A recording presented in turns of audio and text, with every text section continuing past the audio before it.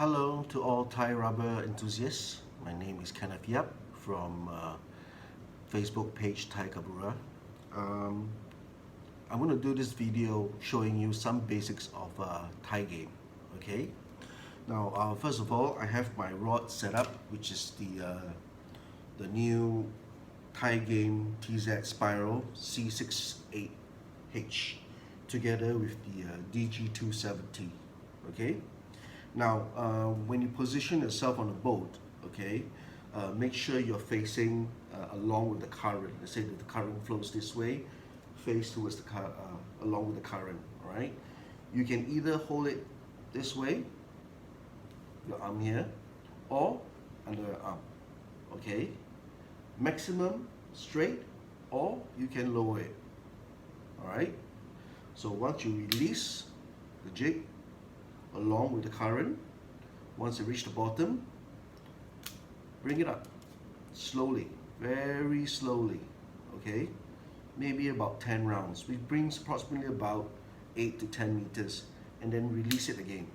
Okay, goes down to the bottom, stopped, bring it up. Do it about 3 to 5 times. If you feel that there's no bite, there's no teasing whatsoever, bring it back up. Okay, change your jig or change the skirt. Changing the jigs and skirts might help. Okay, maybe it's not the right color or the right weight. Okay, do it again. Drop. Okay, reach to the bottom. Slowly pick it up. About 10 rounds again until you get a hit. All right. Now, before that, how do you set up your drag? Okay, the principle is basically 20% of your line poundage. Okay, so let's say I have 20-pound line. Okay, so my 20% will probably be about 4 pounds. 4 pounds is approximately about slightly more than 2 kg. Okay, why is it so light? It's because when you play Thai game, it's a game of finesse. All right, finesse means delicate yet skillful. Okay, so everything is very light, very light. Fish doesn't find like any resistance when they try to nibble on your jig. The moment they feel resistance, they will not have any interest. They like to chase, and then they snap. Okay, so if you think that if you have a very light drag, okay, and you're not able to strike, you're wrong. What you can do is, as you wind, okay, start nibbling, don't stop. Slowly continue to wind. Slowly. The moment you start pulling, all you do is thumb. Okay, you just thumb it. This is to control your drag. Okay, thumb it. Then, as it runs off, the hook goes right into the mouth. Okay, you can thumb it. All right. As it goes out, okay, and it goes faster, you just thumb it. Thumb. What you can do is, when you thumb, you can either jerk a little bit, all right, but don't high stick. All right. Never bring the rod higher than your head. Not like that, but let's go. You point down, thumb it. Okay.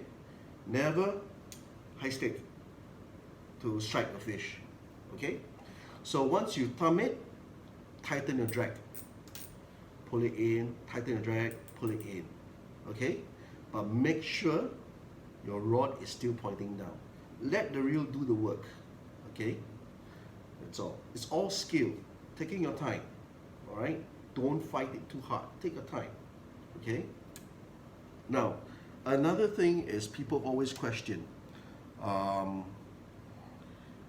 what is rod drag? Okay, take for example, this one is the C610H. The rod drag is 2.3. Okay, now I have a 2.3 weight right at the bottom. Okay, rod drag means the amount of weight to actually bring the rod to a 90 degree. Okay, as you can see, 90 degree. All right, that's the maximum. Anything above that, the rod will break. Okay, so that's called rod drag.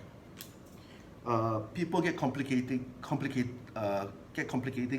in a sense where if the rod is 2.3 kg, so is that my maximum drag for my reel? No, it's not. It's just telling you that it takes 2.3 kg to go to the 45 degree. Anything above 45, you're stressing the rod too much, it will break. All right. Now another thing is there's a lot of new Thai rubber gamers out there. From those people who used to do slow pitch jigging, right? As you know, slow pitch jigging, you go like up, up, you pitch up and you pitch up, and you use a heavier jig, heavier weight. What we do is for Thai rubber, mostly you use the 100 gram, maximum 150 gram, or sometimes even for deeper water, use 180 to 200. Now, for newcomers who's from slow pitch game, when they play Thai rubber, what they do is they tend to pitch, okay, reel, and then they pitch, okay. Because of the weight of the jig, it falls slowly. So when you pitch up, you have a slack of line. When you have a slack of line, the tendency is if the wind blows against you, the line might loop around the guide. Unknowingly, if there's a strike, two things will happen. The guide will come off, number one. Number two, your tip of the rod, or at least the top part of the rod, will break. Okay? So try not to pitch. Okay? If possible, try not to pitch. What you can do is you can, as you wind up, you can jerk a bit. Small jerk, pointing down, small jerk. Right? Round, few times, jerk. Don't pitch. You pitch up, slack of line, land on top of your ring, that's it. And once you get a hit, and that's it. Okay? Now, these days, you find that people are introducing smaller electric reel. Let's say for the Beastmaster 300, Daiwa MJ 300, and now Tailwalk coming out with the 150 as well as Benex 150. Yeah, you can use it for Thai rubber, okay? And if you're crazy enough, I have one set up here. Okay, this is the MJ 800. I can play Thai rubber as well. Slowly, I wind up. Okay, and then as I hit, I stopped. Okay. Or if you're crazy enough, you want a bigger electric reel, yeah, how about this? Z20 hooked up on a Thai rubber rod, right? Speed control coming up, all right?